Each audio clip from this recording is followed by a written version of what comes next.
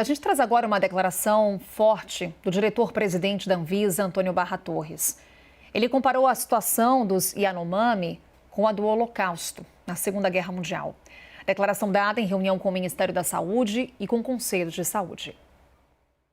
Citar as outras cenas tão tristes e tão terríveis que nos remontaram às cenas que só vimos em documentários, também da Segunda Guerra Mundial, as cenas do Holocausto na Segunda Guerra, quando vimos pessoas com ossos cobertos apenas por pele e vemos que isso acontece em nosso próprio país. Como se chegou a esse ponto? O mal, tal qual a violência do dia 8, já está feito, foi cometido. Essas pessoas dos povos originários do Brasil, eu que disse na minha primeira sabatina e reafirmo, eu tenho sangue índio com muito orgulho nas minhas veias, através de minha bisavó materna, sinto que o que mais precisamos fazer para que aquilo não se repita. Desde já coloco o que a Anvisa pode fazer à disposição. Bem, vamos lá com a análise. Thaís Arbex, Larissa Rodrigues, Leandro Rezende aqui já na tela.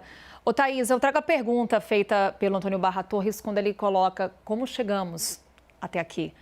Essa é a grande pergunta, é o grande questionamento feito nesse momento. Inclusive, é com essa pergunta em mente que o judiciário se debruça, né?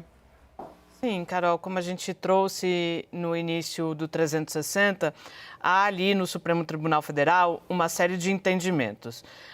O primeiro deles, de que a série de descumprimentos de decisões judiciais do próprio Supremo agravou a situação nas terras indígenas, de que o governo federal teria repassado informações falsas à Justiça a respeito da atuação nessas terras e de que houve também omissões. Como eu já contei aqui, há na Corte tramitando algumas ações, pelo menos desde 2020, sob a relatoria do ministro Luiz Roberto Barroso, que tratam da proteção desses povos. Inicialmente, uma dessas ações, ela tinha como olhar, como objetivo, a pandemia da Covid-19, fazer com que o governo federal adotasse medidas para proteger essa população, seja criando barreiras sanitárias, seja priorizando a vacinação desses indígenas. E aí, com o passar do tempo, essas ações elas foram sendo ampliadas. Há um outro processo, esse que corre em sigilo, que diz respeito à retirada de garimpeiros dessas regiões. Carol, eu não falei mais cedo, mas nesse processo, o STF determinou, por exemplo, a execução de um plano para que os invasores da terra indígena Yanomami fossem retirados dessas terras. E quais eram as medidas determinadas, então, pelo Supremo Tribunal Federal? As ordens incluíam a interrupção da chegada de suprimento de alimentos para esses garimpeiros, a chegada de combustíveis e a chegada de itens de primeira necessidade nos garimpos ilegais. Qual que era a ideia? A ideia era que essa saída dos invasores fosse feita a partir dessa proibição de chegada de suprimentos de maneira sem violência, sem ter um confronto. Então, isso foi determinado. Essa foi apenas uma das determinações. Mas, ao longo desse período, as entidades que acompanham todo esse processo, inclusive a Articulação dos Povos Indígenas do Brasil, que é a autora de uma das ações, já vinha monitorando que essas medidas não estavam sendo cumpridas, Carol, que havia muitos gargalos nessas decisões judiciais não cumpridas. Então, aí, com a que a gente tem assistido desde a semana passada, fica bastante claro que, de fato, alguma coisa aconteceu de errado.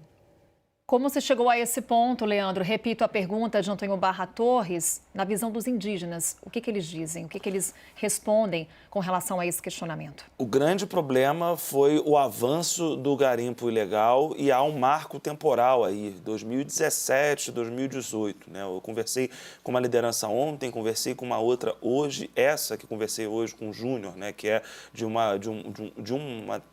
está contido ali dentro do povo Yanomami também. ele preside o Conselho de Saúde Indígena lá da terra, Yanomami, e ele também coloca o garimpo, o avanço do garimpo a partir de 2017, muito intensificado a partir de 2019, como o grande problema, né? Porque com o garimpo ilegal, você teve o desmatamento, você teve a saída, hoje o Júnior me relatou isso, a saída de unidades de saúde básica que se sentiram inseguras de continuar na terra indígena Yanomami, você teve a contaminação da água, então você acabou, além da violência, além do desmatamento, além do risco de vida que a mera presença de uma atividade predatória empreendida por criminosos traz àquele território, eles trazem consigo o desmatamento, a água contaminada traz doença, uma série de doenças ali para aquelas comunidades, por isso que é um fator que ele vai se desdobrando em vários outros na avaliação dos indígenas. Foi isso o que aconteceu e o que a gente está vivendo hoje é um desdobramento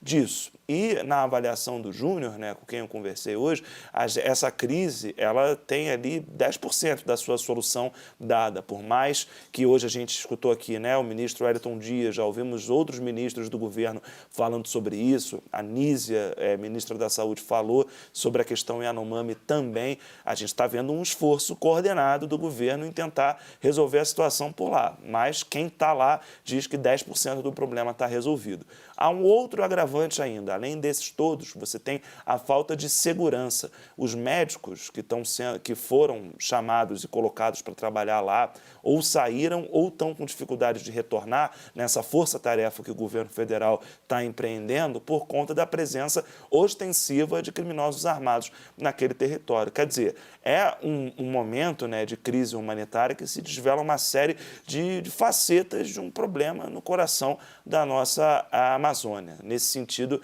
dá para a gente traçar um paralelo com o caso do Bruno e do Dom, no ano passado, que revelou para a gente todos os problemas que aconteciam ali, alguns dos problemas que aconteciam no Vale do Javari, trouxe a atenção mundial para o assunto. Com o caso dos Yanomami, a gente está agora, né, percebendo quantos alertas já haviam sido feitos sem que nenhuma previdência efetiva do poder público nos últimos anos tivesse sido tomada para garantir essa que é a maior terra indígena do Brasil. Bem lembrado, Leandro.